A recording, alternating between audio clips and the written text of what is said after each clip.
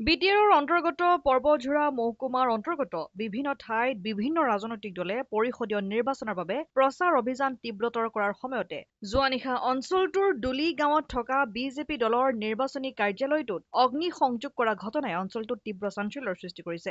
অচিনাক্ত দুৰ্বৃত্তৰ দ্বাৰা সংঘটিত অগ্নি সংযোগৰ ফলত বিজেপি দলৰ কাৰ্যালয়টো বহু পৰিমাণে ভস্মীভূত হয় বুলি জানিব পৰা গৈছে। পৰ্বতঝোৰা পৰিষদীয় সমষ্টিৰ বাবে বিজেপি দলৰ পৰা কালি অঞ্চলটোত দলৰ হৈ নিৰ্বাচনী প্ৰচাৰ কাৰ্য চলোৱাৰ বাবে স্থানীয় বিজেপি দলৰ কৰ্মকৰ্তাসকলৰ সহযোগত কাৰ্যালয়টো স্থাপন কৰি আনুষ্ঠানিকভাৱে উদ্বোধন কৰা হৈছিল। কিন্তু আজি পুৱা উক্ত কাৰ্যালয়টো অগ্নি সংযোগৰ ফলত ভস্মীভূত হোৱা ৰূপ দেখি স্থানীয় বিজেপি কৰ্মকৰ্তাসকলে ক্ষোভিত হৈ পৰে। পিছত বিজেপি দলৰ কাৰ্যালয়ত অচিনাক্ত দুৰ্বৃত্তৰ দ্বাৰা অগ্নি সংযোগ কৰা ঘটনাৰ সন্দৰ্ভত পৰ্বতঝোৰা আৰক্ষী প্ৰশাসনক অৱগত কৰাৰ ফলত পৰ্বতঝোৰা মহকুমা আৰক্ষীৰ দলে ঘটনাস্থলীত উপস্থিত হৈ পৰিস্থিতিৰ বুজ লয়। লগতে অঞ্চলটোত শান্তি শৃংখলা বৰ্তাই ৰখাৰ স্বাৰ্থত পৰ্বতঝোৰা আৰক্ষী প্ৰশাসনে এই ঘটনা সন্দৰ্ভত তদন্ত অব্যাহত ৰাখিছে।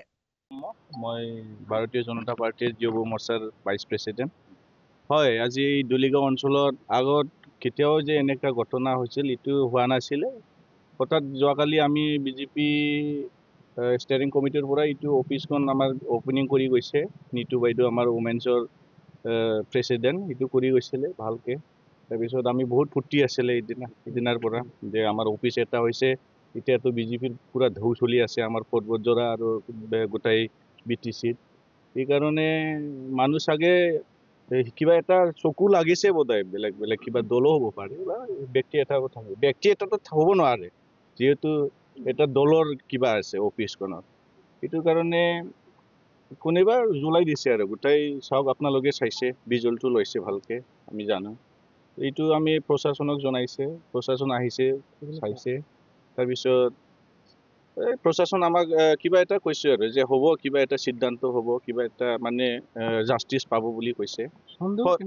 সন্দেহ আমাৰ এনে সন্দেহ নাই, কিন্তু হ'বই, মানুহ কৰিছে। এতিয়াতো সন্দেহ বুলিতো ক'লেতো কিবা এটা প্ৰব্লেম হ'ব।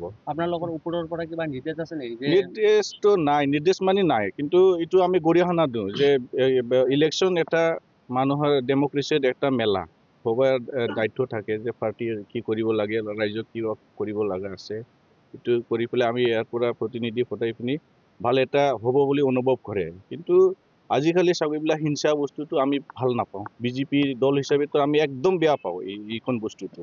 আমাৰ মানে শান্তি, উন্নতি, প্ৰগতি এইটো আমি ভালকৈ চাই যে আমাক লাগে। এতিয়া আমাৰ এই ঠাইডত মানে বহুত মানে বেকৱাৰ্ড জেগা, ডেভেলপমেণ্ট বস্তু মানে হোৱা নাই আমাৰ এই মোটামুটি 22-23 বছৰত।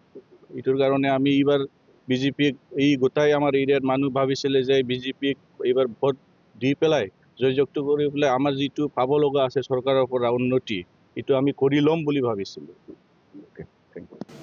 যি ৰাজনৈতিক দল, সেই দলৰ মানুহে কৰিছিল।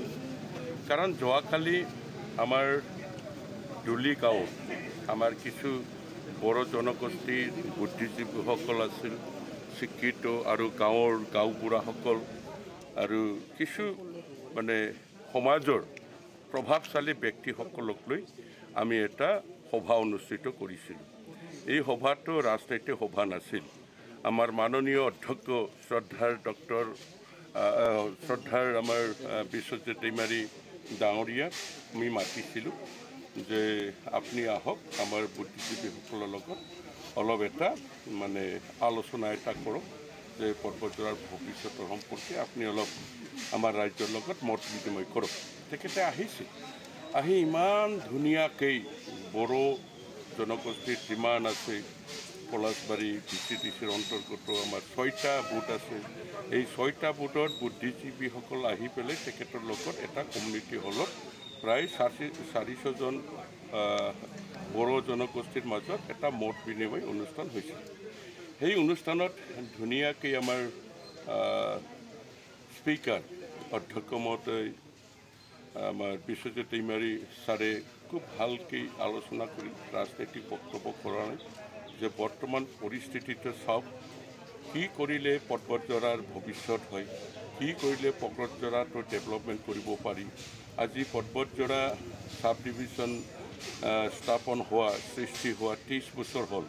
তাত এটা চাব ডিভিজনৰ অফিচৰ বাহিৰে একো নাই।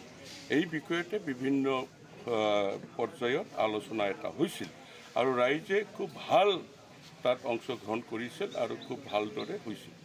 তাকে দেখি আমাৰ হতাশাগ্ৰস্ত ৰাজনৈতিক দলে দেখিল যে সব বড়ো মানুহ দেখোন বিজেপিৰ ভোট দিব আৰু তাতে শুনিছে যে ইতিমধ্যে যোৱা 26 আগষ্টত আমাৰ শ্ৰদ্ধাৰ মুখ্যমন্ত্ৰী ডক্টৰ হিমন্ত বিশ্ব শৰ্মা মহোদয় যেতিয়া আমাৰ পৰ্বতজোৰাত আহিছিল তেতিয়া পৰ্বতজোৰাত 100টা বিচনাযুক্ত চিভিল হস্পিটেল হ'ব বুলি ঘোষণা কৰাৰ পিছত বড়ো জনজাতিসকলৰ এটা বিৰাট এটা বিশ্বাস আৰু এটা মনত ফুটি আহিছিল যে যিটো ইমান দিনে 23 বছৰত কোনো দলে কৰিব পৰা নাই, য'ত আমি বিজেপি জিকিলি মানে 100টা বিচনাযুক্ত আমি হস্পিটেল নিজৰ ঘৰৰ সন্মুখত নিজৰ ঘৰৰ দুৱাৰত পাম। গতিকে এই বিষয়ত বড়ো জনগোষ্ঠীসকলে সকলোৱে মানে বিজেপিক ভোট দিয়াৰ কাৰণে এটা পৰিৱেশ সৃষ্টি হৈছে। এই পৰিৱেশটো দেখি পেলাই ৰাতিত মানে আমাৰ পাৰ্টি অফিচটো জ্বলাই গ'ল। সেইটো কোনো মদাহী বা অপৰিকল্পিত নহয়, সেইটো পৰিকল্পিতভাৱে কৰিছে। কিয় পৰিকল্পিতভাৱে কৰিছে বুলি কৈছোঁ, তাতে আমাৰ সেইটো অফিচৰ ওচৰতে বজাৰত বিজুলী ব্ৰহ্ম বুলি ভাল আমাৰ কাৰ্যকৰ্তা, তাৰ ইয়াত গেলামালৰ দোকান আছে। বেচেৰি কিমান কষ্ট কৰি পাহাৰৰ মাজত গেলামালৰ দোকান দিছে আৰু আমাৰ যিবিলাক ভাৰতীয় জনতা পাৰ্টিৰ মহিলা উইংছ তথা ৰাইজ যিমানখিনি আদান প্ৰদান যিমানখিনি দলৰ কাৰণে যি কৰিব লাগে সেই ভদ্ৰ মহিলাগৰাকী এইবিলাক কণ্ট্ৰল কৰিছিল, চোৱা চিতা কৰিছিল। গতিকে সেই ঘৰৰ দুৱাৰ খিৰিকী চব ভাঙি গৈছিল, কিন্তু চোৰ হ'লেতো বস্তু বাহিনীবিলাক লৈ গ'লহেঁতেন।